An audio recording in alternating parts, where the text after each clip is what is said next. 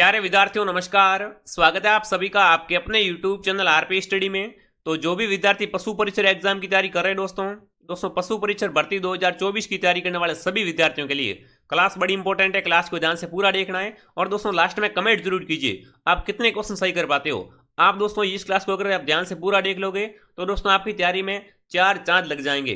तो चलिए दोस्तों क्लास का शुभारंभ करते हैं। इस क्लास से दोस्तों गारंटी है काफी सारे क्वेश्चन आपको एग्जाम में सीधे देखने को मिलने वाले हैं, क्योंकि दोस्तों सारे क्वेश्चन सिलेक्टेड है और सारे क्वेश्चन आपके सिलेबस से लिए गए हैं। तो चलिए मेरे विद्यार्थियों क्लास का शुभारंभ करते हैं। आप सभी विद्यार्थी क्लास को ध्यान से पूरा देखेंगे और लास्ट में कमेंट करेंगे कि आप सही कितने कर पाते हो। चलिए दोस्तों क्लास का पहला प्रश्न क्या पूछ रखा देखिए, पशु गणना कितने वर्ष के अंतराल से राजस्व मंडल अजमेर द्वारा करवाई जाती है। यहाँ से प्रश्न दोस्तों दो तरीके से आता है। पशु गणना का कार्य कौन करता है दोस्तों, राजस्व मंडल, ठीक है ना। पशु गणना करवाता कौन है दोस्तों, राजस्व मंडल अजमेर के द्वारा पशु गणना करवाई जाती है। अब मुझे ये बताओ, जिस प्रकार दोस्तों अपनी जनगणना होती है ना, उसी प्रकार दोस्तों पशुओं में क्या होती है, पशु गणना होती है। तो मुझे ये बताओ दोस्तों कि पशु गणना का कार्य कौन करता है, राजस्व मंडल करता है गुरुजी। अब मुझे ये बताओ दोस्तों कितने वर्ष के प्रत्येक दोस्तों, जैसे कि 5 वर्ष बाद होती है, 10 वर्ष बाद होती है, बताओ पशु गणना दोस्तों कितने अंतराल के बाद होती है, वो आपसे पूछा यहाँ पर। तो देखो जो अपनी दोस्तों जनगणना होती है ना, वो तो गुरुजी प्रत्येक 10 वर्ष के बाद होती है, पर पशुओं में दोस्तों ऐसा नहीं है। पशु गणना दोस्तों आपकी प्रत्येक 5 वर्ष के बाद में होती है। ऑप्शन बी आपका राइट है। पूछ ले इसका कार्य कौन करवाता है, तो दोस्तों राजस्व मंडल अजमेर के द्वारा पशु गणना करवाई जाती है। यह चीज आपको ध्यान रखनी है दोस्तों, बड़ा मस्ट क्वेश्चन है। अगला प्रश्न देखिए, राज्य में प्रथम पशु गणना कब की गई, बताओ भाई। दोस्तों आपने राजस्थान में पहली बार दोस्तों पशु गणना कब की गई थी, वो आपसे पूछा, बताओ भाई। राजस्थान में दोस्तों प्रथम पशु गणना कब की गई थी, वो आपसे पूछा है। तो देखिए 1954-55 में, 1949-50 में, 1919 1920 में, 1964-1965 में, बताओ राजस्थान में पहली बार दोस्तों जो पशु गणना कब की गई थी, वो आपसे पूछा है। तो गुरुजी पहली बार तो पशु गणना कब की गई थी दोस्तों, 1919 और 1920 में, ठीक है ना। ऑप्शन सी को लॉक कर देंगे। जो भी विद्यार्थी ऑप्शन सी कमेंट कर रहा, वेरी गुड, ठीक है ना। टॉप मोस्ट इंपोर्टेंट क्वेश्चन है। अगला प्रश्न देखिए भाई क्या पूछ रखा है, नस्लों के आधार पर कौन सी पशु गणना की गई, बताओ भाई। देखो नस्ल के आधार पर दोस्तों प्रथम पशु गणना कौन सी की गई थी, वो आपसे पूछा है। 20वीं पशु गणना, 19वीं पशु गणना, 7वीं या 18वीं, बताओ दोस्तों। जैसे कि दोस्तों मुर्रा क्या होती है, एक मुर्रा गुरुजी भैंस की नस्ल होती है। तो मुर्रा नस्ल की भैंसें कितनी राजस्थान में, उनको गिना था। तो ये दोस्तों क्या होती है, नस्लों के आधार पर पशु गणना होती है। तो ये प्रथम दोस्तों कौन सी जनगणना पशु गणना की गई थी, वो आपसे पूछा है। तो यहाँ पर बिल्कुल काफी विद्यार्थी ऑप्शन तो डी बता रहे, क्या बात है क्या बात है। ऑप्शन डी आपका राइट है दोस्तों। जो 18वीं जन पशु गणना थी ना, मुझे जनगणना आ रही है पर दोस्तों पशु गणना, ठीक है ना। जनगणना तो हमें दोस्तों क्या होती है आपको पता ही होगा है, वो दोस्तों अपने में होती है। ये तो पशुओं की बात हो रही है, तो पशु में पशु गणना होती है। तो बताओ दोस्तों, तो दोस्तों नस्लों के आधार पर प्रथम पशु गणना की गई थी ना, वो दोस्तों 18वीं जो पशु गणना में की गई थी। ऑप्शन डी को मैं लॉक करूंगा।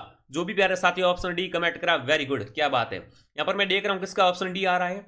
अगला प्रश्न देखिए, कौन सी प्रथम पशु गणना जो डिजिटल रूप में की गई, जिसमें सॉफ्टवेयर का उपयोग किया गया, बताओ भाई। दोस्तों कौन सी प्रथम पशु गणना में डिजिटल रूप में की गई थी, ठीक है ना। उसमें दोस्तों क्या किया गया, सॉफ्टवेयर का प्रयोग किया गया था। 17वीं पशु गणना, 18वीं, 19वीं या 20वीं, फटाफट कमेंट कर दीजिए भाई। अरे डिजिटल दोस्तों आपकी जो पशु गणना थी वो कौन सी थी, ऑप्शन डी 20वीं पशु गणना। ये दोस्तों क्या थी, डिजिटल थी। इसकी दोस्तों जनगणना जो दोस्तों पशु गणना वो कैसे की गई थी, सॉफ्टवेयर से है, सॉफ्टवेयर से की गई थी दोस्तों। ये चीज आपको ध्यान रखनी है।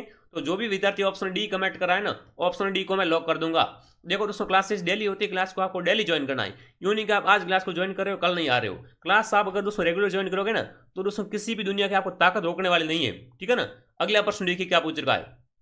देखिए राजस्थान में दूध, ठीक है ना, हाँ टेट्रापैक संयंत्र कहाँ स्थापित किया गया, बताओ भाई। दोस्तों राजस्थान में दूध टेट्रापैक जो दोस्तों संयंत्र है वो कहाँ पर स्थापित किया गया है, कोटपुतली जयपुर में, रामसर में, अजमेर में या जयपुर जोधपुर में, बताओ। टॉप मोस्ट इंपोर्टेंट क्वेश्चन है दोस्तों। राजस्थान में दोस्तों दूध टेट्रापैक संयंत्र कहाँ पर स्थापित किया गया है, वो आपको बताना है। बिल्कुल दोस्तों ये कोटपुतली, कहाँ पर दोस्तों, कोटपुतली में किया गया है। ऑप्शन ए को मैं लॉक कर दूंगा। जो भी विद्यार्थी ऑप्शन ए कमेंट कर रहे थे बहुत बढ़िया। ये आपका टेस्ट लिया जा रहा है कि आपकी तैयारी कैसी, आपने कितना पढ़ा है। अगला प्रश्न देखिए दोस्तों, भारत में उपस्थित कुल पशुधन में से कितने प्रतिशत राजस्थान में, बताओ भाई। देखो ये आपका क्या है दोस्तों, पूरा ये दोस्तों आपका पूरा भारत है, ठीक है ना। यहाँ पर दोस्तों क्या है, ऐसे यहाँ पर मैं मैप नहीं बना रहा हूँ, ठीक है, मैं आपको समझाने की कोशिश कर रहा हूँ। यहाँ पर दोस्तों क्या राजस्थान है।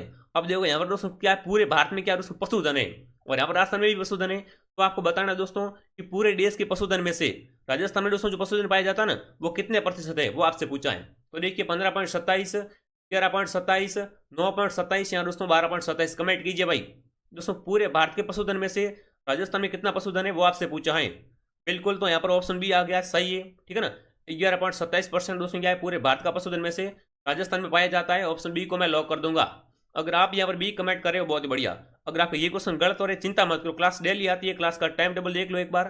सुबह 8 बजे क्लास आती है, ठीक है। फिर दोपहर 2 बजे क्लास आती है, लिख लो टाइम टेबल।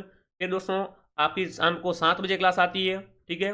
फिर शाम को 8 बजे क्लास आती है। देखो 4 क्लासेस लगा रखी है और पैसा नहीं लगता, ठीक है ना, बिल्कुल फ्री कोर्सेज है पूरे पूरे। तो आप सभी दोस्तों क्या करें, ज्वाइन कीजिए। चलिए अब दोस्तों हम आगे बढ़ लेते हैं। अगला प्रश्न क्या पूछ रखा है देखिए। अगला प्रश्न बड़ा इंटरेस्टिंग है, 7वां प्रश्न आपके सामने है। देखिए दोस्तों, राजस्थान पशु चिकित्सा एवं पशु विज्ञान विश्वविद्यालय की स्थापना हुई, बताओ भाई। देखो दोस्तों, राजस्थान पशु चिकित्सा एवं पशु विज्ञान विश्वविद्यालय की स्थापना कब हुई थी, वो आपसे पूछा है। 1954 में, 2010 में, 2013 में या 2009 में, बताओ। राजस्थान पशु चिकित्सा व पशु विज्ञान विश्वविद्यालय की स्थापना कब हुई थी। बिल्कुल क्या बात है, काफी सारे कमेंट आ रहे हैं, सभी के मैं कमेंट देख रहा हूं। ऑप्शन बी बता रहे क्या बात है, 2010 में, ठीक है ना दोस्तों। 2010 में दोस्तों क्या हुई थी, राजस्थान पशु चिकित्सा व पशु विज्ञान विश्वविद्यालय की स्थापना हुई थी, ठीक है ना। इस विद्यालय को खोला गया था कब दोस्तों, 2010 में। जो भी दोस्तों 2010 कमेंट करा है वेरी गुड। अगला प्रश्न देख लो भाई। देखो क्लास की पीडीएफ आपको कहां पर मिलेगी, हमारे टेलीग्राम चैनल आरपीएसटी का जो दोस्तों टेलीग्राम चैनल है ना, वहां पर इस क्लास की आपको पीडीएफ मिल जाएगी। अगला प्रश्न देखिए, बीसी पशु गणना की रिपोर्ट कब जारी की गई, बताओ भाई। देखो अभी तो मैंने आपको बता दिया कि बीसी पशु गणना कैसे हुई थी, सॉफ्टवेयर से हुई थी, डिजिटल हुई थी। तो अब ये बताओ मुझे कि दोस्तों बीसी पशु गणना की रिपोर्ट कब जारी की गई थी, वो आपसे पूछा है। तो देखिए 16 अक्टूबर 2015 को, 16 अक्टूबर 2016 को, 16 अक्टूबर 2018 को, या दोस्तों 16 अक्टूबर 2019 को। अब देखो 16 अक्टूबर तो फिक्स है, ठीक है ना। आपको पीछे दोस्तों सन का मालूम करना है कि सन कौन सा था, बताओ। बिल्कुल ऑप्शन डी आ रहा है, क्या बात है, शानदार। 16 अक्टूबर 2019 को दोस्तों क्या की गई थी, बीसी पशु गणना की रिपोर्ट दोस्तों जारी की गई थी। ये आप ध्यान रखिए, जो भी ऑप्शन डी कमेंट करा है शानदार दोस्तों। चलिए, जो विद्यार्थी अभी सही बता रहे हैं वो सही क्यों बता रहे हैं, क्योंकि दोस्तों वो क्लास को डेली ज्वाइन करते हैं, ठीक है ना। आप सभी दोस्तों क्लास को डेली ज्वाइन कीजिए, आपके सिलेक्शन का गारंटी हमारी, आप चिंता मत कीजिए। अगला प्रश्न देखिए दोस्तों, राज्य की कुल जीडीपी में पशुधन व मत्स्य का कितने प्रतिशत है, बताओ भाई। दोस्तों योगदान पूछा आपका कि राजस्थान का जो जीडीपी है उसमें दोस्तों पशुधन व मत्स्य का जो दोस्तों मत्स्य होता है ना, मछली पालन, उसका दोस्तों जो प्रतिशत है वो कितना है, वो आपसे पूछा है। फटाफट कमेंट कीजिए भाई, कितना परसेंट हो जाएगा। देखो पहले आपको पशुधन बताना है, फिर आपको क्या बताना है, मत्स्य क्या बताना है, दोनों आपके सामने। ये दोस्तों बड़ा इंटरेस्टिंग क्वेश्चन है। तो देखो अगर पशुधन का पूछे तो दोस्तों कितना हो जाएगा, 4.11%। अगर मत्स्य का पूछे तो दोस्तों कितना हो जाएगा, 1% दोस्तों इसका योगदान मत्स्य का है। तो ये आप चीज ध्यान रखिए। जो भी ऑप्शन ए राइट करा है ना, वेरी गुड। ऑप्शन ए को मैं लॉक कर दूंगा दोस्तों। अगला प्रश्न देख लो भाई, क्या पूछ रखा है। कृषि से प्राप्त सकल घरेलू उत्पाद का कितने प्रतिशत पशुधन पर से प्राप्त होता है, बताओ भाई। जो दोस्तों कृषि से प्राप्त सकल घरेलू उत्पाद होता है ना, उसका दोस्तों कितने प्रतिशत पशुधन से प्राप्त होता है, वो आपसे पूछा है। 20.6, 25.6, 30.6, 35.6। देखो 0.6 तो आपको क्या है, कॉमन है यहाँ पर। फटाफट कमेंट कर दीजिए भाई। प्रश्न को पहले समझने की कोशिश कीजिए, फिर आपको उत्तर देना है। प्रश्न पूछ क्या रहा है दोस्तों, कृषि से प्राप्त सकल घरेलू उत्पाद का जो दोस्तों कितने परसेंट भाग होता है ना, वो दोस्तों पशुधन से प्राप्त होता है। तो बिल्कुल दोस्तों कितना होगा आपका, ऑप्शन बी 25.6। जो भी यहाँ पर ऑप्शन बी कमेंट कराए ना, ऑप्शन बी को मैं लॉक कर दूंगा। चलिए, शानदार क्वेश्चन है दोस्तों, एग्जाम में सीधा छपेगा क्वेश्चन। अगला प्रश्न देख लो भाई, कृत्रिम गर्भाधान में कितना वीर्य काम में लेता था, बताओ भाई। जो दोस्तों कृत्रिम गर्भाधान था ना, ये सर्वप्रथम किसने दिया था, डॉक्टर संपत कुमार ने दिया था, पता है ना आपको। अब मुझे ये बताओ दोस्तों कि कृत्रिम गर्भाधान में कितना वीर्य काम में लेते हैं, वो आपसे पूछा है। फटाफट कमेंट कर दो भाई। बिल्कुल दोस्तों आपको मिली में बताना है, ठीक है ना, मिली में बताना है। फटाफट बताओ कितनी मात्रा में दोस्तों इसका प्रयोग करते हैं। ऑप्शन ए आ रहा है, क्या बात है। बिल्कुल दोस्तों 0.5 से दोस्तों 2 के बीच में ये दोस्तों मिली में आएगा, ठीक है ना। ऑप्शन ए आपका राइट है। जो भी विद्यार्थी ऑप्शन ए राइट करा, वेरी गुड। एग्जाम में सवाल आ सकता है दोस्तों कि सर्वप्रथम गर्भाधान किसने दिया था कृत्रिम, और दोस्तों आपका संपत कुमार था। कौन दोस्तों, डॉक्टर संपत कुमार ने दिया था। चलिए अगला प्रश्न देखिए दोस्तों, गाय और भैंस की नाड़ी की जाती है, गति किस धमनी से ज्ञात की जाती है, बताओ भाई। जब दोस्तों गाय और भैंस की नाड़ी नापी जाती है ना, उसमें दोस्तों उसकी गति किस धमनी से ज्ञात करते हैं, वो आपसे पूछा है। तो देखिए दोस्तों ऑप्शन ए में आपका फेमोरल धमनी, फेसियल धमनी, काक्सियल धमनी, या दोस्तों आपका स्टाइगा धमनी, बताओ। दोस्तों गाय और भैंस में पूछा है कि गाय और भैंस की नाड़ी की जाती है, तब दोस्तों उसकी जो गति होती है वो किस धमनी से ज्ञात करते हैं, वो आपको पूछा है। बिल्कुल ऑप्शन सी आ रहा है, वेरी गुड दोस्तों। जो भी ऑप्शन सी कमेंट करा है ना, वो दोस्तों कौन सी धमनी हो जाएगी आपकी, काक्सियल धमनी। जो भी ऑप्शन सी कमेंट करा, शानदार क्वेश्चन है दोस्तों, एग्जाम में सीधा आने वाला क्वेश्चन है। अगला प्रश्न देख लो भाई, भेड़ और बकरी की नाड़ी की जाती है तो गति किस धमनी से ज्ञात करते हैं, बताओ भाई। पिछली बार दोस्तों क्या पूछा था, भैंस का और पूछा था गाय का। अब की बार भेड़ और बकरी का पूछा, बताओ। भेड़ और बकरी की नाड़ी ज्ञात की जाती है, उसमें दोस्तों धमनी किससे ज्ञात की जाती है, वो आपसे पूछा है। तो देखिए दोस्तों, एरोमल धमनी से, फेसियल धमनी, कॉक्सियल धमनी या दोस्तों स्टाइगा धमनी। भेड़ और बकरी की दोस्तों बात करें ना, तो बिल्कुल दोस्तों आपकी फेमोरल धमनी से गति इसी दोस्तों ज्ञात की जाती है। और अगर दोस्तों गाय और भेड़ की बात करें ना, सॉरी गाय और भैंस की, तो वो दोस्तों आपकी कौन सी हो जाएगी? ये तो दोस्तों क्या है, गाय और भैंस की है, ठीक है। और ये दोस्तों किसकी हो जाएगी? भेड़ और बकरी की। ये आप चीज जान रखे दोस्तों, इसमें आपको कन्फ्यूजन नहीं होना है, क्योंकि क्वेश्चन दोनों ही इंपॉर्टेंट है, एग्जाम आने वाले क्वेश्चन है, ये चीज आप ध्यान रखिएगा। अगला प्रश्न देख लो भाई, क्या पूछ रखा है दोस्तों? घोड़े की नाड़ी की जाती है, ठीक है ना, तो किस धमनी से गति ज्ञात की जाती है? बताओ भाई दोस्तों। जो घोड़े की नाड़ी गति है ना, वो दोस्तों किस धमनी से ज्ञात करते हैं, वो आपसे पूछा है। देखिए धमनी आपके सामने दोस्तों, पैक्सिजियल धमनी, फेमोरल धमनी, स्टाइगा धमनी या दोस्तों फेसियल धमनी। फटाफट कमेंट कर दो। घोड़े की बात आ गई है भाई, है घोड़ों का तो क्वेश्चन अर्थ से बाहर दोस्तों क्या लगातार आता हुआ है, तो बताओ भाई। तो देखो दोस्तों, घोड़े की धमनी की गति है वो दोस्तों किससे नापते हैं? वो दोस्तों फेसियल धमनी से, ठीक है। फेसियल धमनी से दोस्तों क्या करते हैं? घोड़े की दोस्तों जो गति नाड़ी की होती है उसको दोस्तों ज्ञात किया जाता है। ऑप्शन डी को मैं राइट करूंगा। अगला प्रश्न देखिए दोस्तों, पशु के ब्याने के कितने सप्ताह बाद अधिकतम दूध उत्पादन होता है? बताओ भाई। देखो दोस्तों, जो पशु ब्याता है नया नया, ठीक है, उसके दोस्तों कितने सप्ताह बाद अधिकतम दूध उत्पादित होता है? 5-6, सॉरी 5 5 तो है ही नहीं, पहले तो दोस्तों 2-4, या 4-6, 6-8 या दोस्तों 8-10। ये दोस्तों क्या है? सप्ताह है, ठीक है ना। ये आपके सप्ताह, ये आपको ध्यान रखना है। तो बताओ दोस्तों, पशुओं के ब्याने के बाद कितने सप्ताह दोस्तों अधिकतम दूध प्राप्त होता है, वो आपसे पूछा है। तो वो दोस्तों दूध कितना प्राप्त होता है दोस्तों आपका? 8 से 10 सप्ताह, ठीक है ना। 8 से 10 सप्ताह दोस्तों क्या है? अधिकतम दूध प्राप्त होता है। फिर दोस्तों क्या है? थोड़ा दूध की मात्रा में कमी आ जाती है। ऑप्शन डी को मैं राइट करूंगा। अगला प्रश्न देख लो भाई, क्या पूछ रखा है दोस्तों? पशु के कौन से ब्यात में सर्वाधिक दूध होता है? बताओ भाई। दोस्तों जो पशु होता है ना, पशुओं का दोस्तों जो ब्यात होती है, आपको पता होगा, जैसे कि पहली बार ब्यात है, दूसरी बार ब्यात है, उसी का दोस्तों पूछा है कि पशुओं का दोस्तों कौन सी ब्यात में सर्वाधिक दूध होता है। अगर पशु पहली बार ब्याह रहा है तो दूध अधिक होगा, दूसरी बार बताओ, फटाफट कमेंट कर दो। ये तो दोस्तों घर पे आपने सुना होगा ना, भैंस क्या है? पहली आंत है, दूसरी आंत है, तो बताओ। तो देखो जो दोस्तों आपकी पशु होता है ना, उसमें दोस्तों ब्यात का अगर दोस्तों सर्वाधिक दूध उत्पादन की बात की जाए ना, तो वो दोस्तों 3 से 4, जब तीसरी बार ब्याता है या फिर चौथी बार, इसमें दोस्तों क्या होता है? सबसे अधिक दूध का उत्पादन होता है। ऑप्शन सी को मैं लॉक कर दूंगा। जो भी विद्यार्थी ऑप्शन सी कमेंट कर रहे थे, क्या बात है, शानदार भाई। अगला प्रश्न देख लो दोस्तों, क्या पूछ रखा है? भारतीय डेयरी निगम की स्थापना कब हुई? बताओ। एक बार सभी विद्यार्थी क्लास को दोस्तों क्या करें, क्लास को लाइक करो और फटाफट कमेंट करो दोस्तों। दोस्तों भारतीय डेयरी निगम की स्थापना कब की गई थी? बताओ। भारतीय डेयरी निगम की स्थापना दोस्तों कब की गई थी? तो वो दोस्तों 13 जनवरी। कब दोस्तों? 13 जनवरी 1970 में दोस्तों इसकी स्थापना की गई थी। ऑप्शन ए आपका राइट है। चलिए अगला प्रश्न देख लो भाई, क्या पूछ रखा है दोस्तों? Rajasthan co operative dairy federation की स्थापना कब हुई? बताओ भाई। दोस्तों Rajasthan co operative dairy federation की स्थापना दोस्तों कब हुई थी, वो आपसे पूछा है। फटाफट कमेंट क्वेश्चन आपके सामने। वेरी गुड, क्या बात है, काफी सारे विद्यार्थी कमेंट कर रहे हैं। ऑप्शन सी आपका राइट है दोस्तों। 1900 दोस्तों कब? 77 व 78 में, ठीक है। ये चीज आप ध्यान रखें। राजस्थान में दोस्तों क्या हुआ था? कोऑपरेटिव डेयरी फाउंडेशन की स्थापना हुई थी। तो ऑप्शन सी को मैं लॉक कर दूंगा। अगर आप यहाँ पर सी कमेंट कर रहे हो, बहुत ही बढ़िया। अगला प्रश्न देख लो भाई, 19वां क्वेश्चन आपके सामने आ चुका है। राजस्थान राज्य डेयरी विकास निगम की स्थापना कब हुई? बताओ भाई। देख लो सारे प्रश्न बड़े इंपॉर्टेंट है, टॉप मोस्ट क्वेश्चन है, तो कमेंट कीजिए दोस्तों। राजस्थान राज्य डेयरी विकास निगम की स्थापना कब हुई थी? बताओ फटाफट। 1975, 1976, 1977 या 1978?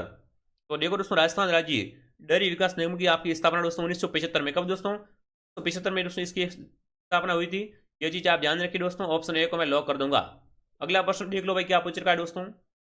देखिए, गो पशु में सामान्यतः सूखी हड्डियां एवं अवासनीय पदार्थों को चबाना कौन से पोषक तत्व की कमी का कारण है? बताओ भाई। देखो गो पशु मतलब गाय की बात कर रहे हैं, लेकिन दोस्तों गायों में सामान्य रूप से सूखी हड्डियां व अवांछनीय दोस्तों पदार्थ को चबाना कौन से पोषक तत्व की दोस्तों कमी के कारण होता है, वो आपसे पूछा है। आयरन, मैग्नीशियम, फास्फोरस या दोस्तों पोटास? फटाफट कमेंट कर दो भाई। तो देखो यहाँ पर दोस्तों, अगर गौ में, ठीक है ना, गौ माता में दोस्तों फास्फोरस की कमी आती है ना, तो दोस्तों उसका कारण क्या होता है? वो दोस्तों सूखी हड्डियां और दोस्तों अवांछनीय पदार्थों को चबाना शुरू कर देती है, ठीक है ना। तो ये दोस्तों किसके कारण होता है? फास्फोरस की कमी के कारण होता है। सी ऑप्शन को मैं लॉक कर दूंगा। अगला प्रश्न देखिए दोस्तों, क्या पूछ रखा है? भारत को पशु फ्लैग मुक्त कब घोषित किया गया? बताओ भाई। दोस्तों भारत को जो पशु फ्लैग मुक्त कब घोषित किया गया? फ्लैग दोस्तों एक रोग का नाम है, तो दोस्तों भारत क्या मुक्त हो चुका है। तो आपको कमेंट करना है दोस्तों, भारत को पशु फ्लैग मुक्त दोस्तों कब घोषित किया गया, वो आपको बताना है। बिल्कुल दोस्तों, ऑप्शन नंबर सी आ रहा है, क्या बात है। बिल्कुल दोस्तों 28 जून। कब? 28 जून दोस्तों 2011 को भारत को दोस्तों पशु फ्लैग मुक्त दोस्तों किया गया था। सी ऑप्शन का आपका राइट है, ठीक है ना। जो भी ऑप्शन सी कमेंट करा है, वेरी गुड। अगर आप यहाँ पर सी बता रहे थे, शानदार क्वेश्चन है, ठीक है ना। अगला प्रश्न देखिए, 60 के वीर्य का पीएच होता है, बताओ भाई। पीएच मान पूछा है, 60 के वीर्य का पीएच मान कितना होता है? 4.6, 5.6, 3.8 या 6.8, बताओ। 60 के वीर्य का पीएच मान कितना होता है? ऑप्शन डी आपका राइट है, 6.8, ठीक है ना। 6.8 दोस्तों पीएच क्या होता है? 60 के दोस्तों वीर्य का मान होता है। तो ये आप चीज ध्यान रखिए। जो भी यहाँ पर डी कमेंट करा है, डी ऑप्शन आपका राइट है। देखो दोस्तों, आप टेलीग्राम चैनल को ज्वाइन कर लो, और ये दोस्तों हमारे प्ले स्टोर पर ऐप भी है, तो ऐप को भी दोस्तों डाउनलोड कर दो। यहाँ पर आपको फ्री टेस्ट मिल जाएंगे। अगला प्रश्न देखिए भाई, पशुशाला में पशु बांधने की कौन सी विधि सबसे अच्छी मानी जाती है, बताओ भाई। अब चलो, आपकी नौकरी लगी पशु सहायक में, ठीक है ना। अब दोस्तों आपको क्या करना है, पशु बांधने भी तो पड़ेंगे ना, है, उनका ध्यान भी तो रखना पड़ेगा। तो बताओ दोस्तों, पशु बांधने में कौन सी विधि सबसे अच्छी मानी जाती है? तो देखिए, पोंछ से विधि, पोंछ से सिर विधि, सिर से सिर विधि, या दोस्तों सिर से पोंछ विधि। बताओ भाई, पशुशाला में दोस्तों पशु बांधने की कौन सी विधि सबसे अच्छी मानी जाती है, और दोस्तों कौन सी होती है, बताओ। ऑप्शन है, क्या बात है, शानदार। पोंछ से पोंछ की विधि है, नहीं दोस्तों क्या है, पशुशाला में दोस्तों पशु बांधने की सर्वश्रेष्ठ विधि है। ऑप्शन ए को मैं लॉक करूंगा। अगला प्रश्न देखिए भाई, कम उम्र में दोस्तों पशुओं के चुनाव की कौन सी विधि स्रोत मानी जाती है, बताओ भाई। जो छोटे पशु होते हैं कम उम्र वाले, उनके दोस्तों चुनाव में कौन सा दोस्तों विधि स्रोत मानी जाती है, वो आपसे पूछा है। तो देखिए, वंशावली, सिंह देखकर, शरीर देखकर, या दोस्तों बी व सी दोनों, बताओ। फटाफट कमेंट कर दो। वेरी मस्ट क्वेश्चन है दोस्तों। जो दोस्तों छोटे बछड़े होते हैं, यहाँ पर पशु होते हैं, उनका अगर आपको चुनाव करना है, तो दोस्तों सर्वश्रेष्ठ विधि कौन सी होती है, वो आपसे पूछा है। बहुत बढ़िया, ऑप्शन नंबर डी आ रहा है, क्या बात है, शानदार। पर आपको ध्यान रखना है दोस्तों, यहाँ पर वंशावली देखनी चाहिए, ठीक है ना। वंशावली देखकर दोस्तों क्या करें, आप छोटे पशुओं का चयन कीजिए, ये विधि स्रोत तो मानी जाती है। ए ऑप्शन आपका राइट है, यहाँ पर दोस्तों डी नहीं आएगा, ठीक है ना। जो भी ऑप्शन ए कमेंट करा, शानदार क्वेश्चन है दोस्तों, एग्जाम आ सकता है। अगला प्रश्न देखिए दोस्तों, अंगारा ऊन किससे प्राप्त होती है, बताओ भाई। एक ऊन का नाम है दोस्तों अंगोरा ऊन। अंगोरा ऊन दोस्तों किससे मिलती है, वो आपसे पूछा है। भेड़ से, बकरी से, खरगोश या सूअर से, बताओ। अंगोरा ऊन दोस्तों किससे प्राप्त होती है, कमेंट कीजिए। तो ये तो खरगोश से होती है दोस्तों, ठीक है ना। अंगोरा ऊन दोस्तों किससे मिलती है, खरगोश से मिलती है। जो भी ऑप्शन सी कमेंट करा है ना, ऑप्शन सी को मैं लॉक कर दूंगा। अगला प्रश्न देख लो भाई, क्या पूछ रखा है। राजस्थान की सबसे पुरानी पशु डेयरी है, बताओ भाई। दोस्तों राजस्थान की सबसे पुरानी डेयरी कौन सी, कमेंट कीजिए। ये क्वेश्चन तो दोस्तों हमारा कंपटीशन एग्जाम में आप देखते आ रहे हो। राजस्थान की सबसे दोस्तों पुरानी डेयरी कौन सी, वो आपसे पूछा है। तो देखिए, पद्मे, सरस, गंगमूल या उर्मूल, बताओ। राजस्थान की सबसे पुरानी पशु डेयरी कौन सी है? यहाँ पर पद्मा है, ठीक है ना, पद्मा नहीं है। यहाँ पर क्या लिखेंगे दोस्तों, अपन पद्मा लिख देंगे। जो पद्मा दोस्तों डेयरी है ना, वो दोस्तों क्या है, राजस्थान की सबसे पुरानी पशु डेयरी है। ऑप्शन ए को मैं लॉक कर दूंगा। चलिए, जो भी ऑप्शन ए कमेंट करा, शानदार क्वेश्चन है दोस्तों। अगला प्रश्न देख लो भाई, क्या पूछ रखा है दोस्तों। राजस्थान की प्रथम महिला दूध उत्पादक सहकारी समिति कहाँ पर स्थित है, बताओ भाई। दोस्तों राजस्थान की प्रथम महिला दूध उत्पादक सहकारी समिति कहाँ पर है, वो आपसे पूछा है। तो देखिए, बिछवाल में, भोजपुर में, लूणकरणसर में या सूरतगढ़ में, बताओ। राजस्थान की पहली, देखो पहली हर एग्जाम में पूछता है, ठीक है ना। जो भी चीज़ प्रथम बार होती है ना, वो उसमें क्या होती है, फेमस होती है, यादगार रहती है। चाहे पहली मुलाकात हो, चाहे पहला कोई भी काम हो, ठीक है ना। ये आप ध्यान रखिए दोस्तों। तो कमेंट कीजिए दोस्तों, राजस्थान की प्रथम महिला दूध उत्पादक सहकारी समिति कहाँ पर है। तो बिल्कुल काफी सारे विद्यार्थी ऑप्शन ए कमेंट कर रहे हैं, आधे बी कमेंट कर रहे हैं। ये ऑप्शन आपका राइट है, भोजपुर में, ठीक है ना। यहाँ पर दोस्तों क्या है, प्रथम का देखो, मैंने बता दिया, प्रथम बहुत पूछते हैं एग्जाम में। तो ऑप्शन ए को मैं लॉक कर दूंगा। अगला प्रश्न देख लो भाई, क्या पूछ रखा है। देखिए, नवजात बछड़े को उसके शरीर भार का कितना खींच पिलाते हैं, बताओ भाई। देखो, जो उसमें नवजात शिशु होता है, यहाँ पर जैसे अपने शिशु होता है, उसी प्रकार उसमें क्या होता है, पशुओं में नवजात बछड़ा होता है। तो उसमें नवजात बछड़े को का जो शरीर का भार होता है ना, उसका दोस्तों कितना जो भार के हिसाब से उसको दोस्तों खींच पिलाते हैं, वो आपसे पूछा है। तो देखिए, 1/5, या दोस्तों 1/7, या दोस्तों 1/12 भाग, या दोस्तों 1/10 भाग, बताओ भाई। फटाफट कमेंट कर दीजिए दोस्तों, फटाफट कमेंट कर दो भाई। नवजात बछड़े को दोस्तों उसके शरीर के भार के हिसाब से कितना खींच पिलाना चाहिए, ये आपसे पूछा है। बिल्कुल दोस्तों, ठीक है ना। अगर उसका दोस्तों भार कितना है, और दोस्तों 100 किलो का है मान लो, ठीक है ना, तो उसको दोस्तों क्या करें, 10 किलो खींच पिलाए, ठीक है ना। हाँ, ये चीज़ आप ध्यान रखिए दोस्तों। ऑप्शन नंबर मैं डी को राइट करूंगा। अगला प्रश्न देख लो भाई, क्या पूछ रखा है। देखिए, 9,000 बच्चे को 100 पिलाया जाता है, बताओ भाई। जब दोस्तों क्या होता है, 100 दोस्तों 9,000 बच्चा होता है, ठीक। बच्चा मतलब दोस्तों पशुओं का बच्चा, ठीक है ना। यहाँ पर पशुओं के बच्चे की बात की जा रही है। तो उसको दोस्तों सबसे पहले क्या पिलाते हैं, दूध पिलाते हैं, दवा पिलाते हैं, खींच या दोस्तों पोलियो, बताओ। 9,000 बच्चे को दोस्तों 100 क्या पिलाते हैं, वो आपसे पूछा है। तो पहले उसको दोस्तों खींच पिलाते हैं, क्या पिलाते हैं, खींच पिलाया जाता है। तो भी ऑप्शन सी कमेंट करा, शानदार क्वेश्चन दोस्तों, एग्जाम में सीधा आने वाला क्वेश्चन है।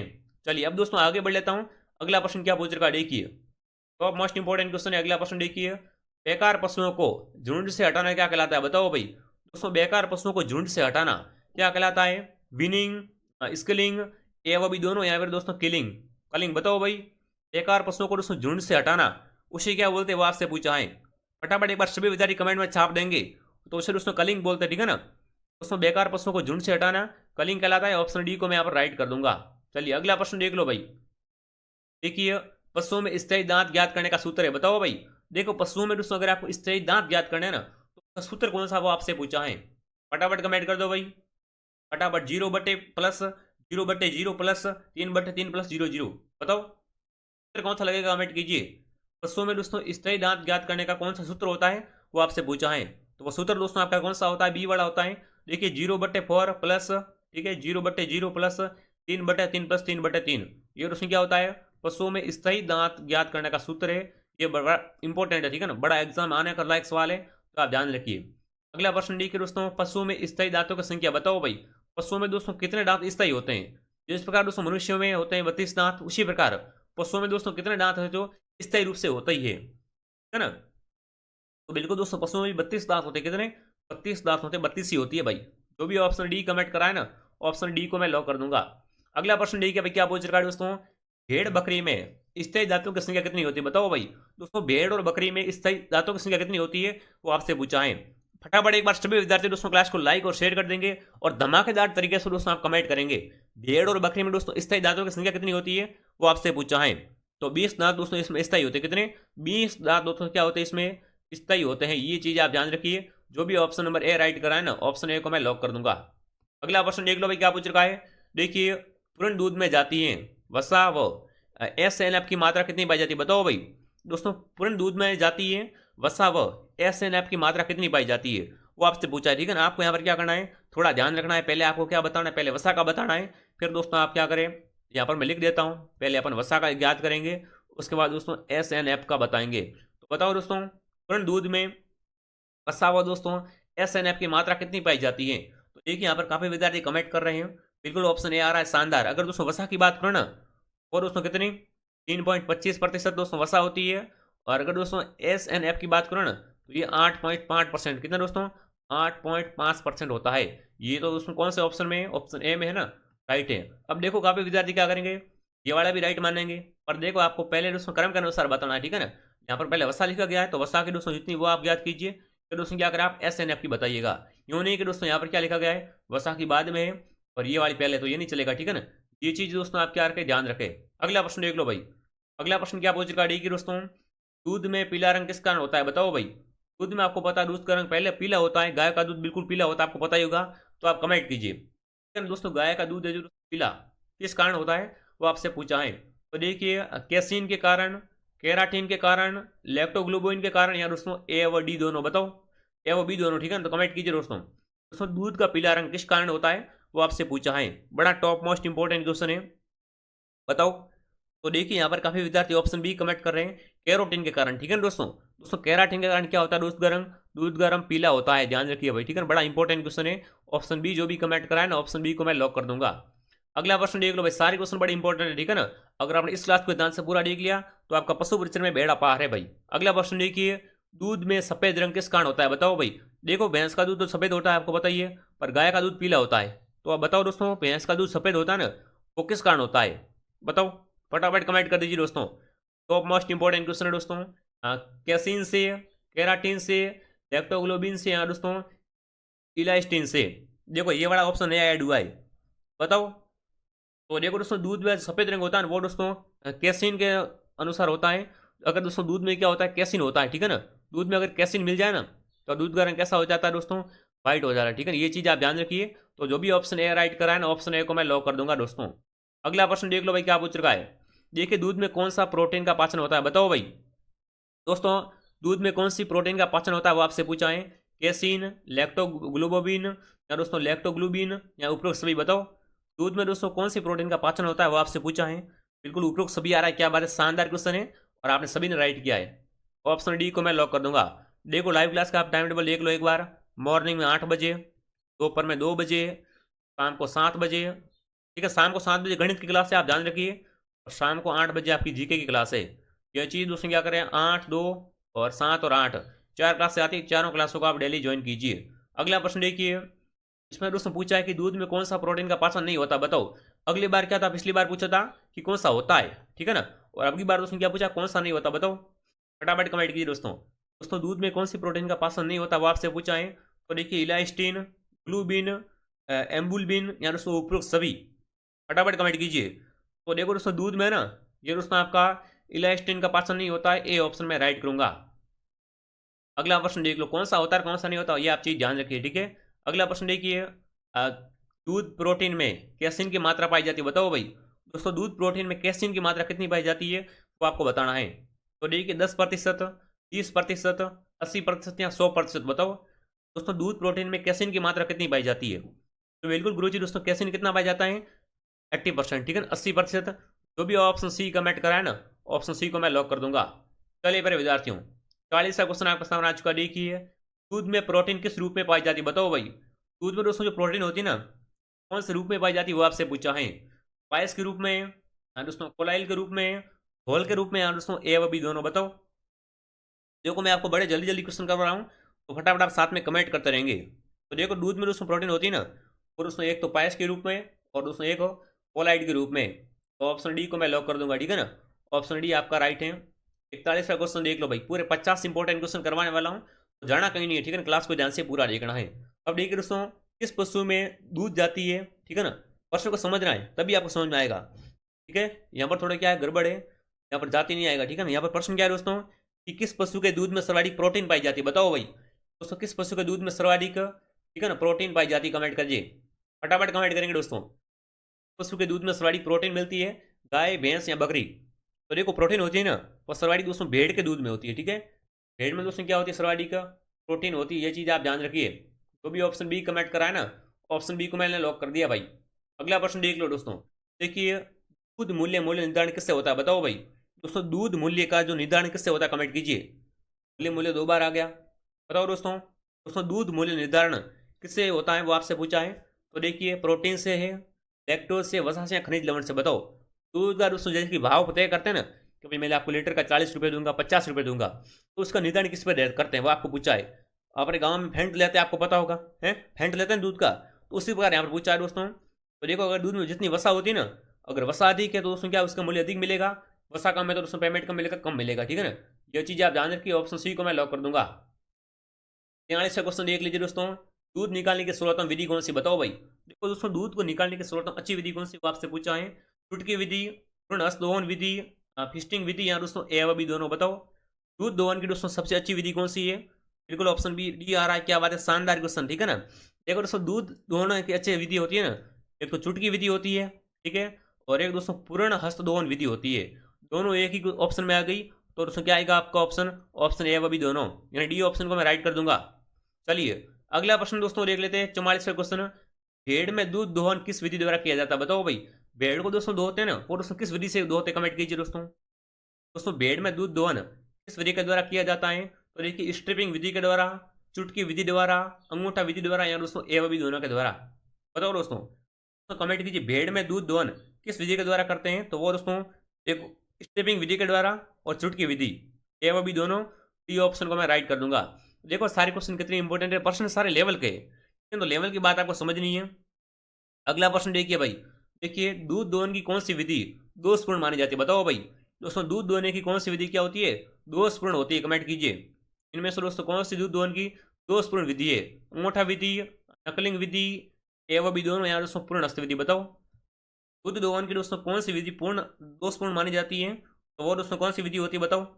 वापस सारे विद्यार्थी कमेंट आ रहे हैं, फटाफट एक बार सभी विद्यार्थी कमेंट कर दो और शेयर कर दो क्लास को। तो देखो दोस्तों, एक तो अंगूठा विधि दोस्तों क्या दोषपूर्ण होती है, और एक नकलिंग विधि, ये दोस्तों क्या होती है आपकी दोषपूर्ण विधि है, तो सी ऑप्शन को मैं राइट कर दूंगा। 46वां क्वेश्चन देख लीजिए भाई, क्या पूछ रखा है दोस्तों। आनुवंशिकी वह शाखा है जिसमें अध्ययन होता है बताओ भाई। देखो आनुवंशिकी में किसका अध्ययन करते हैं, कमेंट कीजिए भाई। आनुवंशिकी में दोस्तों किसका अध्ययन करते हैं, तो इसमें दोस्तों देखिए बिल्कुल सही बात है, इसमें दोस्तों वंशागति विभिन्नता का अध्ययन करते हैं, किसमें दोस्तों। दोस्तों आनुवंशिकी में किसका जो दोस्तों अध्ययन करते हैं, वंशागति व विभिन्नताओं का। तो पी ऑप्शन को मैं लाइक कर दूंगा। जो भी यहाँ पर दोस्तों सारे देख रहे हैं सभी लाइक कर दीजिए। और देखो साइंस की इंपॉर्टेंट क्वेश्चन है, ठीक है ना। अगला देखिए, निम्न में से किसको आनुवंशिकी का पिता कहते हैं बताओ भाई। आनुवंशिकी का पिता किससे कहते हैं, कमेंट कीजिए दोस्तों। देखिए सी डाविड को, बेंजामिन को, मेंडल को, यहाँ दोस्तों ह्यूगो डी ग्रीज को बताओ। निम्नलिखित में से दोस्तों किसे आनुवंशिकी का पिता कहते हैं? बिल्कुल दोस्तों मेंडल, ठीक है ना। ग्रेगर जॉन मेंडल को दोस्तों क्या बोलते हैं? आनुवंशिकी का पिता बोलते हैं, ठीक है ना। आनुवंशिकी का पिता ही है। ऑप्शन नंबर सी को मैं राइट कर दूंगा। 48 का क्वेश्चन देख लो भाई, क्या पूछ रखा है। देखिए, आनुवंशिकी के नियम के अध्ययन को लागू किया, बताओ भाई।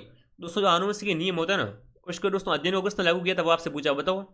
आनुवंशिकी के नियमों को दोस्तों अध्ययन को लागू किया था डाविड ने, ह्यूगो डी ग्रीज ने, लेमार्क ने या दोस्तों मेंडल ने। बिल्कुल दोस्तों इस नियम को लागू किया था ना, और उसमें लागू करने का काम किसने किया था, वो आपसे पूछा है। और उसमें मेंडल ने, ठीक है ना, ग्रेगर जॉन मेंडल ने किया था। ठीक है ना। ये दोस्तों जो भी ऑप्शन डी कमेंट करा है ना, ऑप्शन डी को मैं राइट कर दूंगा। 49वां क्वेश्चन आपके सामने आ चुका है कि शब्द इकोसिस्टम, बताओ भाई। इकोसिस्टम प्रस्तावित किसने किया, कमेंट कीजिए दोस्तों। एक शब्द आपके सामने साइंस का इकोसिस्टम, इसको प्रस्तावित करने वाले कौन थे आपके, वो आपसे पूछा है, बताओ। बिल्कुल ऑप्शन ए आ रहा है, टेस्ट ले। क्या बात है दोस्तों, टेस्ट लेने क्या किया था दोस्तों, इकोसिस्टम शब्द को प्रस्तावित किया था। ए ऑप्शन को मैं राइट कर दूंगा। और ये क्वेश्चन दोस्तों क्लास का अंतिम सवाल आपके सामने। आप सभी एक बार क्लास को लाइक कर दो, चेक कर लो, सब्सक्राइब नहीं कर, सब्सक्राइब जरूर कीजिए, तभी दोस्तों आपको क्या होगा, आने वाली सभी क्लासों का नोटिफिकेशन मिल पाएगा। अगला प्रश्न देखिए दोस्तों, निम्न में से कौन सी परिस्थिति तंत्र के लिए ऊर्जा का स्रोत है, बताओ भाई। इनमें से कौन दोस्तों पारिस्थितिकी तंत्र के लिए ऊर्जा का स्रोत है? सूर्य ऊर्जा, भंडारी शंकरा या दोस्तों शर्करा, ठीक है ना। हाँ, श्वसन क्रिया द्वारा निष्पादित ऊष्मा या दोस्तों एटीपी, बताओ। इनमें से कौन दोस्तों पारिस्थितिकी तंत्र के लिए ऊर्जा का स्रोत माना जाता है? तो वो दोस्तों कौन सी होती है, सूर्य ऊर्जा, ठीक है ना। जो भी ऑप्शन ए राइट कर रहा है, शानदार क्वेश्चन दोस्तों, एग्जाम आने वाला सवाल है। ऑप्शन ए को मैं लाइक कर दूंगा। चलिए अब दोस्तों आप फटाफट क्या करें, कमेंट कर दो कि आपके सही कितने हुए।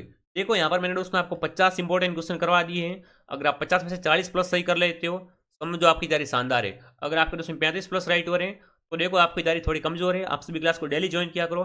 सर हम क्लास को डेली ज्वाइन तो कर लेंगे, पर बताओ मैं क्लास अभी होती क्या है। तो देखो दोस्तों क्लास कितने बजे होती है, एक सुबह 8 बजे होती है, ठीक है। फिर दोस्तों दोपहर 2 बजे होती है, फिर दोस्तों फिर आपकी 7 बजे होती है, फिर दोस्तों फिर आपकी 8 बजे होती है। 4 क्लासें होती है दोस्तों। चारों को अगर आपने ज्वाइन कर लिया ना, तो आपके दोस्तों दुनिया की कोई भी ताकत आपको रोक नहीं सकती है। और दोस्तों यहाँ पर आपको BSTC, ठीक है ना, BSTC PTT का भी तैयारी करवा रहे हैं। आपको पता है दोस्तों PTT के फॉर्म भी बहुत ही जल्दी आने वाले हैं, तो आप उसमें भी लग सकते हो। अब दोस्तों इस क्लास की PDF के लिए आप हमारे टेलीग्राम चैनल जो RP स्टडी का, ठीक है ना, जो दोस्तों RP स्टडी का टेलीग्राम चैनल है, उससे दोस्तों आप क्या करें, उसको ज्वाइन कर लीजिए, ठीक है। चलिए फिर विद्यार्थियों मिलते हैं अगले वीडियो में। जय हिंद, जय भारत।